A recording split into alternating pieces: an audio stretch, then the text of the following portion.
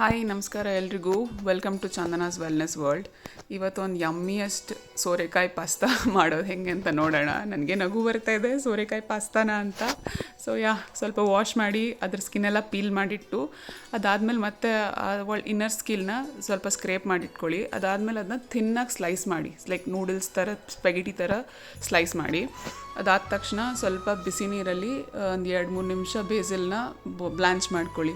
Blanch ಮಾಡಿ ಇಟ್ಟಿದ್ದಾದಮೇಲೆ ಸೋರೆಕಾಯಿನ ತಿನ್ನಾಗಿ slice ಮಾಡಿ ಇಟ್ಟಿರ್ತೀರಲ್ಲ ಅದನ್ನು ಕೂಡ ಒಂದು 5 minutes to 6 minutes ಆರ್ ನಿಮಗೆ ಹೆಂಗೆ ಸಾಫ್ಟ್ನೆಸ್ ಹೆಂಗೆ ಬೇಕಾಗುತ್ತೆ ಅದನ್ನು ನೋಡಿಕೊಂಡು ಬಾಯ್ಲ್ ಮಾಡ್ಕೊಳ್ಳಿ. ನನಗೆ ಸ್ವಲ್ಪ ಟೆಕ್ಸ್ಚರಲ್ಲಿ ಕ್ರಂಚಿ ಇಷ್ಟ ಆಯಿತು, ಸೊ ನಾನು ಅದಕ್ಕೆ ಇದನ್ನ ಹಾಗೆ ಅವಾಗವಾಗ ಕೈ ಆಡಿಸ್ತಾ ಸ್ವಲ್ಪ ಜಾಸ್ತಿ ಬೇಯಕ್ಕೆ ಕೊಡಲಿಲ್ಲ ನಾನು ಅದನ್ನು.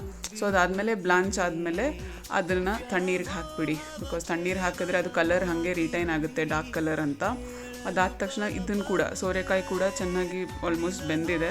ಇದು ಬೆಂದಮೇಲೆ ಇದನ್ನು ಸ್ಟ್ರೈನ್ ಮಾಡಿಕೊಂಡು ಇದಕ್ಕೆ ಸ್ವಲ್ಪ ನಾರ್ಮಲ್ ವಾಟರ್ ಮಿಕ್ಸ್ ಮಾಡಿಬಿಡಿ. ನಾರ್ಮಲ್ ವಾಟರ್ ಮಿಕ್ಸ್ ಮಾಡಿದ್ರೆ ಇನ್ನೂ ಓವರ್ ಕುಕ್ ಆಗೋಲ್ಲ, ಸೊ ಅದಕ್ಕೋಸ್ಕರ ನಾರ್ಮಲ್ ವಾಟರ್ ಹಾಕಿ.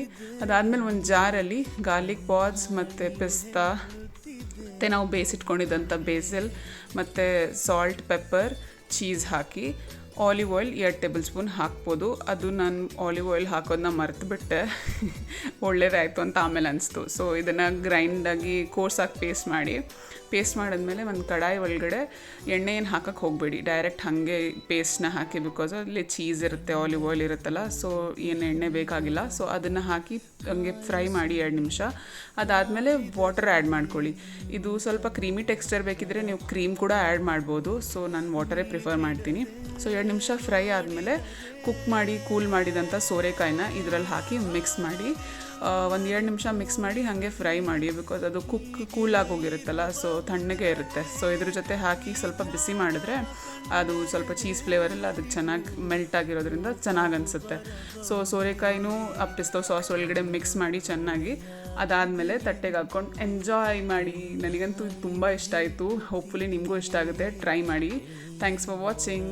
ಬಾಯ್.